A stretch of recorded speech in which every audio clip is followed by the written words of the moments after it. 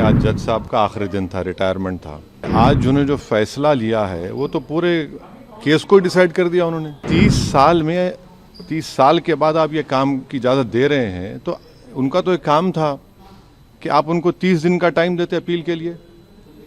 आप कहते हैं कि 7 दिन में पूरा निकाल दो। ये सरासर गलत फैसला है। आज जज साहब का आखिरी दिन था, रिटायरमेंट था।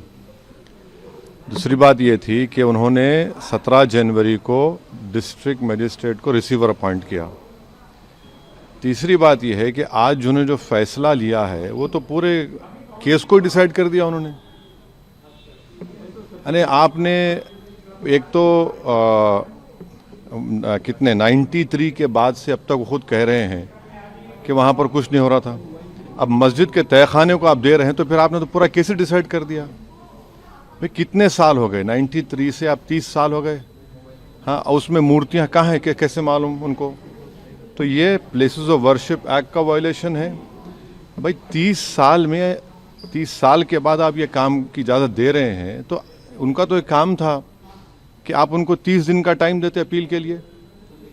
आप कहते हैं कि 7 दिन में पूरा निकाल दो, ग्रिल्स निकाल दो और आप इजाज़त दे दिए। तो ये सरासर गलत फैसला है। और आखिरी बात यह है कि नरेंद्र मोदी की सरकार जब तक अपनी खामोशी को तोड़ेगी नहीं और साफ तौर पे कहेगी नहीं कि हम प्लेसेस ऑफ वर्शिप एक्ट के ऊपर स्टैंड बाय करते हैं, ये पूरे तनाज़े चलते रहेंगे। और मैं फिर से कह रहा हूँ कि जब बाबरी मस्जिद का टाइटल सूट का जजमेंट आया था, मैंने जिस एप्रीहेंशन का इजहार किया था कि वो फैसला यकीनन सुप्रीम कोर्ट हमारा आखिरी कोर्ट, हम इज़्ज़त करते हैं, मगर फेद की बुनियाद पर आने से ये तमाम चीज़ें खुल रही हैं। और उस सुप्रीम कोर्ट के फैसले में प्लेसेस ऑफ वर्शिप एक्ट को बेसिक स्ट्रक्चर का हिस्सा करार दिया गया था। तो फिर ये लोअर कोर्ट सुन क्यों नहीं रहे हैं और केंद्र सरकार क्यों नहीं बोल रही है? अब देखना ये है कि अब इंतज़ामिया कमेटी शायद इलाहाबाद हाई कोर्ट में अब इस जजमेंट गलत फैसले पर अपील करेगी। अब नहीं मालूम क्या फैसला आएगा, मगर 17 जनवरी को एक बात कहते हैं, फिर रिसीवर को बोलते हैं ये कर दो आप।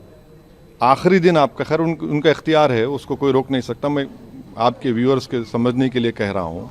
और प्लेसेस ऑफ वर्शिप एक्ट का मतलब क्या है? 30 साल से कुछ नहीं हो रहा है। आप